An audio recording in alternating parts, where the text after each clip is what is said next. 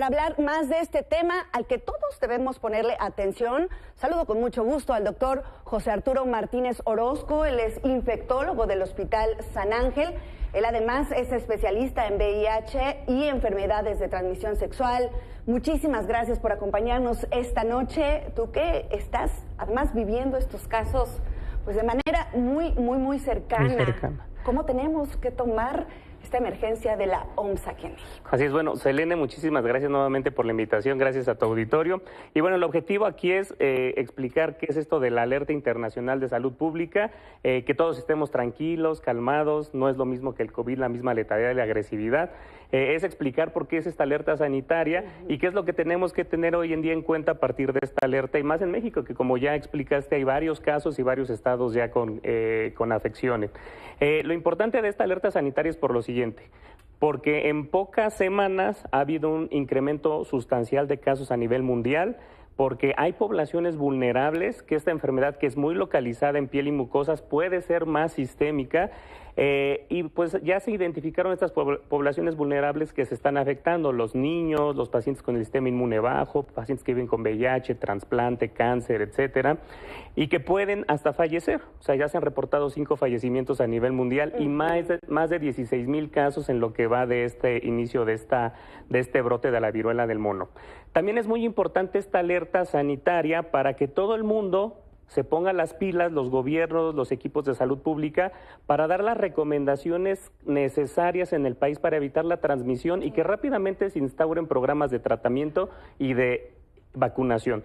El objetivo de esto es, si los países que son fabricadores de vacunas tienen las herramientas, las empiecen a hacer, y los que no, que empiecen a tratar de importar sus vacunas para evitar la propagación de este virus. Arturo, justo a ese punto iba. ¿Qué tan rápido has observado que está creciendo el número de personas que tienen pues este virus? Y justo, ya deberían de ponerse las pilas los gobiernos, nuestro gobierno, en términos de esto, de comprar las vacunas. ¿Quién ya está de avanzada en este tema? ¿Cómo vamos nosotros? Claro, mira, aquí lo importante es que la transmisión no es tan fácil como el COVID-19, por lo que la verdad tenemos un margen muy amplio para tomar las acciones preventivas. Ya, por ejemplo, nuestra Secretaría de Salud ya empezó con los avisos epidemiológicos, saber cómo se presenta la enfermedad, saber cuáles son las poblaciones de alto riesgo, y entonces en base a eso también rápidamente, la verdad, se instauró un programa de detección. Yo te puedo decir, ya tengo varios casos de pacientes con viruela del mono en mi consulta, y la Secretaría de Salud ha dado una respuesta muy rápida. Es muy sencillo, nosotros en el consultorio identificamos a los pacientes con los síntomas de viruela del mono, notificamos a la jurisdicción sanitaria, ellos acuden, toman la muestra al paciente y rápidamente nosotros como médicos tratantes y hasta ellos mismos dan las recomendaciones de aislamiento. Algo que tú estás comentando es súper importante, porque de acuerdo a la población que se ha estado infectando, se tiende mucho a estigmatizar esta enfermedad, y eso puede ser muy peligroso, porque a la gente le puede dar miedo, le puede dar pena decir que tiene algún síntoma. Pero has dicho algo también muy interesante, que también niños presentan esta enfermedad. Así es. Justamente el doctor Tedros, el director general de la OMS, dice: debemos de dar los mensajes correctos en la población correcta. Esto no es una enfermedad para estigmatizar, no es una enfermedad exclusiva de hombres que tienen sexo con hombres. Toda la población en general se puede afectar, y los más afectados van a ser las personas con el sistema inmunológico inmunocomprometido o bajo, como los niños menores de 5 años y todas estas poblaciones que acabo de comentar hace rato.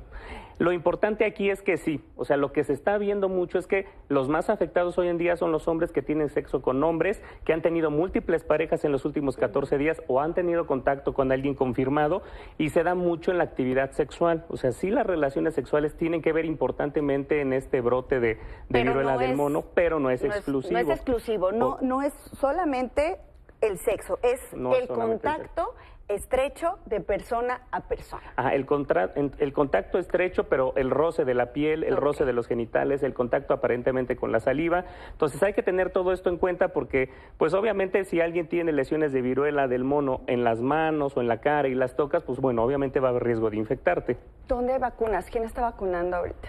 Bueno, mira, la vacuna ya se tenía disponible desde el brote de viruela del mono en África, en el Congo. Hay 2 tipos de vacunas, por ejemplo, ahorita autorizadas en Estados Unidos. Jynneos es la que más frecuentemente se está aplicando, ya se empezó a aplicar en Estados Unidos. Y se empezó a agotar. Y se agotó. Entonces hay programas de vacunación, pero aquí lo importante de esta vacunación, a diferencia de COVID, es que es una vacunación que le llamamos en clústeres o en anillos, que es lo que se hizo casi al final de la viruela cuando hace muchos años tocó en el mundo, que tienes un contacto positivo, bueno, tienes un caso positivo, perdón, y todos los contactos alrededor de ese caso deben de vacunarse lo más pronto posible, de preferencia antes de 4 días. ¿Por qué? Porque esta vacuna sirve como profilaxis preexposición para que no te dé la enfermedad, y también sirve si te da la enfermedad, es una enfermedad mucho más leve. Por eso ahorita en Estados Unidos no se está vacunando a todo mundo, se está dando la vacunación a contactos de casos positivos y a la comunidad LGBT que tiene una actividad sexual importante en los últimos 14 días. Eso obviamente va a detener la transmisión de la enfermedad, pero hay algo todavía muchísimo más sencillo que la vacuna, Selene. El saber que tú eres de las poblaciones que está en riesgo, el saber que tú tuviste contacto con alguien, aislarte los 14 días que se debe de aislar, evitas el contagio con otras personas sin tocarlas. Afortunadamente no es tan fácil la transmisión respiratoria como en COVID, entonces aquí sí tiene que ver el contacto persona con persona y eso va a detener mucho el incremento de casos a nivel nacional. Qué importante lo que dices, Arturo, y por eso creo que sería también importante que el gobierno, la secretaría encargada de estar muy atenta a este tema, en la preparación de una guía de manejo de la enfermedad que todavía no existe en nuestro país, entiendo. Claro, están los avisos epidemiológicos donde la verdad norman muchas de las cosas de cómo se presenta la enfermedad, qué tenemos que hacer. Pero no se está comunicando, me parece debido. Todavía no se está comunicando. Yo creo que Secretaría de Salud ya debe de estar haciendo ahí la guía de atención y que es muy importante por lo siguiente, Selene, porque nosotros como médicos, como primer nivel de contacto, como trabajadores de la salud, debemos de conocer los mecanismos de transmisión, saber que la transmisión, como tú dijiste al inicio de la entrevista, ya está siendo comunitaria y que debemos de estar preparados para estas lesiones y cómo cuidarnos, porque otra vía también importante de transmisión son los fomites o las cobijas o las cosas que tocó un paciente, principalmente sus lesiones ahí, esas secreciones, ese liquidito que sacan, parece ser que también estas cosas, estos objetos contaminados pueden ser un mecanismo de transmisión. Muy bien, entonces es importante seguir con esta costumbre que ya tenemos a partir de COVID de desinfectar los objetos a nuestro alrededor, no está de más, en tanto no se tiene pues más información en este respecto. Me parece muy importante, gracias por haber aceptado nuestra invitación, Arturo.